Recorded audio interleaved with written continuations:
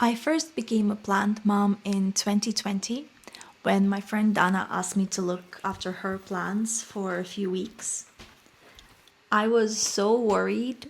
We had to water them over FaceTime. She would literally tell me when I've given them enough water because I wasn't trusting myself with it. But by the time she returned, they didn't just survive, they also sprouted new leaves and even a few mushrooms. She then propagated some of the new sprouts and gave them to me, which is what started my own family of baby plants. Most of my plants I inherited or found or propagated or rescued, so they mean a lot to me. Madhu, Marty, thank you so much from the bottom of my heart for taking them in and welcoming them so warmly. I appreciate you so much and it means the world to me.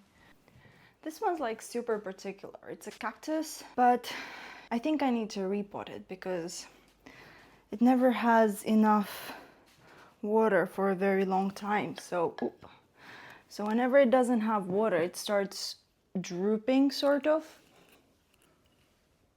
and it loses its perkiness. But that's an easy way to say when it's meant to be watered, at least. I'm going to give it some water in this pot and let it drink as much as it wants, because I don't think it's had enough water in a long time. Look at this. I'm so sorry. Didn't notice. You were trying to grow little arms and I didn't give you enough water and you couldn't, right? I'm so sorry, baby. Ow. Surely what you need is a bigger pot. I know that. The reward for taking care of cacti is also pricks in your hands. I don't know if you ever heard this sort of like story when you were kids. I was always terrified of needles, especially like sewing needles, traveling through your bloodstream and reaching your heart. That was the sort of way they would scare us into being careful when working with needles. I'll give you some more. If you wait for me, I promise next place we end up, you're gonna get a bigger pot. A big, big pot. So you can grow big, big, big. I actually rescued this cactus alongside some others from one of the offices I worked in, my first job in London actually. During COVID, they were left there and I had to go in because I was the office manager, and one of the computers like turned off, so the person couldn't access it via their remote computer. So I went in to turn it on and I saw this cactus, the ivy actually as well, and I think there were a few others that were just dying. So I decided to start watering them to see what would happen, and they came back to life. So I took them in, I couldn't leave them there. And after we went back, I never returned them. So I have them. This fiddle leaf fig lives up to its name of being quite fiddly. As you can see, it has quite a tall stem because the leaves occasionally just fall off and it looks like it's dead. And then new leaves would come out. So I don't know what's wrong with it, but that's just how it is. A very skinny, long boy. And the rubber tree is also quite iffy, to be fair. Don't know why. They're just like a bit difficult. You're a bit difficult, aren't you? Just want to be difficult sometimes. To be fair, I haven't been speaking to you lately. I haven't been singing to you. I've been busy So why am I complaining, right? Why am I complaining if I haven't had time to talk to you? Well, right? I know. It's always better to underwater than overwater, I find, because underwatering can be easily fixed and overwatering leads to fungus. This one is a drama queen, my lily. I found her on the street. It was wilting, and I just decided again to take it in, give it water and see what happens. It didn't even take that long for it to like come back to life. It perked up, and her name is Pippa. Look at that. Came back, and it also like sprouted a couple of flowers right away for me. My mom was saying it's in thanks for rescuing her, but that's why I could never just leave my babies on the street. Even if they die in a home, at least I know that they had a home till their last day, and they didn't doubt whether they're loved or why they ended up on the street or if they did anything wrong, right? Because how can you do something wrong? Can't do anything wrong. Look at you, you're so pretty. Just need to get these sticks out of you, right? We're gonna get these sticks out of you. We're gonna give you some water. I think this flower is not really serving you anymore, but you don't seem to want to say goodbye to it, so I'm not gonna pull it out. It's fine. But yeah, I really can't comprehend how people just leave them. The first time I moved after I had plant babies, I couldn't find a house in London for them, so I rented a van and took them all the way to Brighton.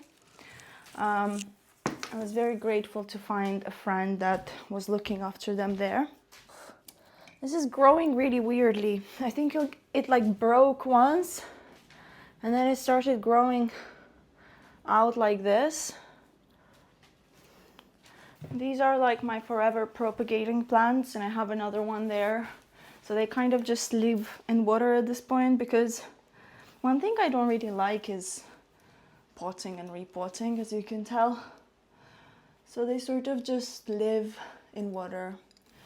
And cheese plants can live in water fine, they just grow very slowly. Ivies grow at a normal rate, I'd say. So yeah, it's not an issue. I'm gonna top them up, and then I'm gonna cover them in foil so they don't drip.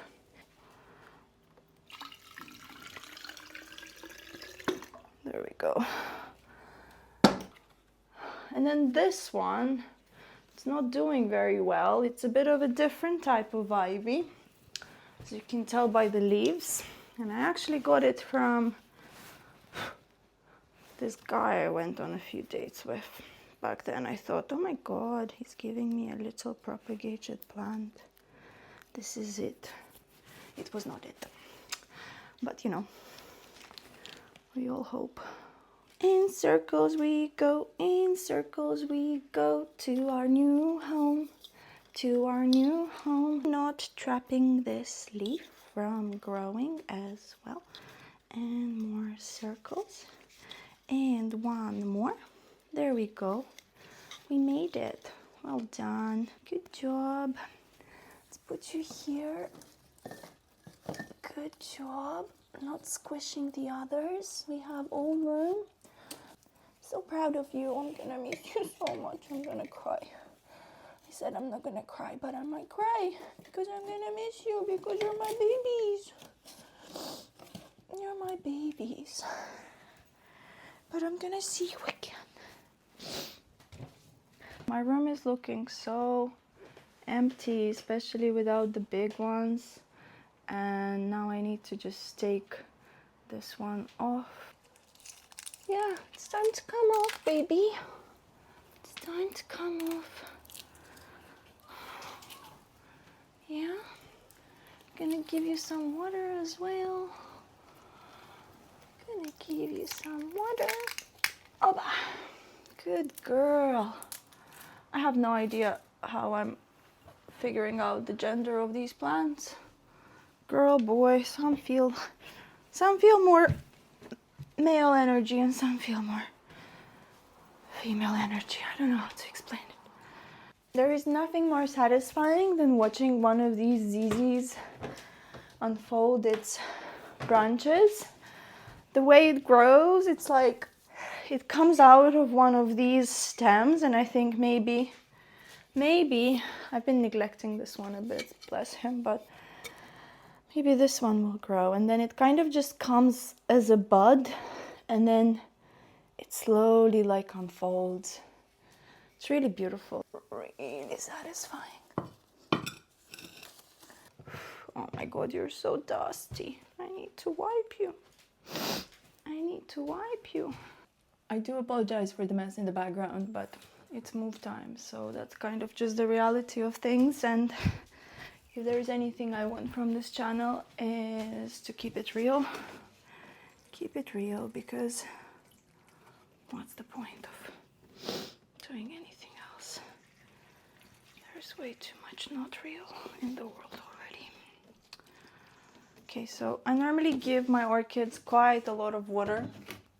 I allow them to take as much as they want, and then I just spill it out after a few days. So that's going to be like what I recommend my friend to do as well. Let's get the dust off of you. We're going to a new house, so let's get pretty. Let's get pretty. Also, it's going to help you photosynthesize better. That's a theory of mine. I don't actually know if it helps them photosynthesize better if they're dust free, but it feels like it would, right? So that's just what we're gonna do. You have bugs. I knew this. I saw you with bugs. Yikes. Not yikes at you, not yikes at you. It's fine. You're okay. You're okay. Yikes at the bugs, but it doesn't seem like they're affecting you too badly, so that's okay. I do have one plant that is pretty ill with bugs, so that one is going to require a bit more cleaning, which I will do in a bit. I treat it with neem oil, just so you can drink up before the road. Drink up before the road. I'm gonna put you here for now. And now, last but not least, this is the little ill plant. It's got bugs. I got it from my friend Yasmin back when it was a healthy plant. I don't know what happened. I think it just inherited them from like some other plant that had them. And they're so annoying. They're like going for the little leaves, especially the ones that are just coming out and have no way of like defending themselves still. So they're horrible, these bugs. And I'm treating them with neem oil. I was going to say, I think the way that it works is that it coats the leaves in oil, but I think any oil would work if that was it. I think the fact that it's like this stinky one, I think it has its effect. It's very stinky. It gets everywhere on my hands, but that's the price you pay for your babies to have a chance. I'm just trying to give them a chance, but look at this. My love, I'm so sorry. I am so sorry.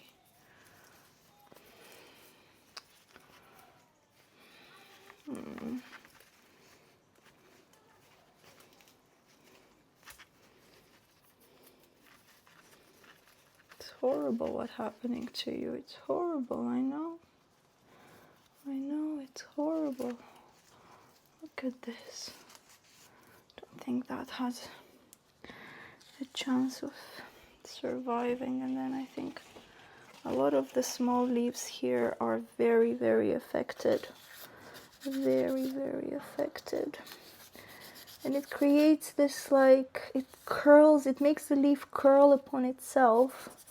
So then it's even harder to get this oil where it really needs to go. I've been treating it for the last few weeks regularly. So I'm hoping that this last treatment, if I give it quite a lot of oil, will maybe be enough to keep it alive until when I come, and then continue trying to get rid of them for it. Oh my god, look at this. I can see you. I can see you, and you're not getting away. You're not gonna get away with killing my plant. You're not. This is my baby. It's my baby you're messing with here. I can't let you do this to my baby. I really can't. I'm sorry. Look at this. The plant is like, the leaf is, oh, I feel so bad for it. The leaf is like, I don't know if you can see.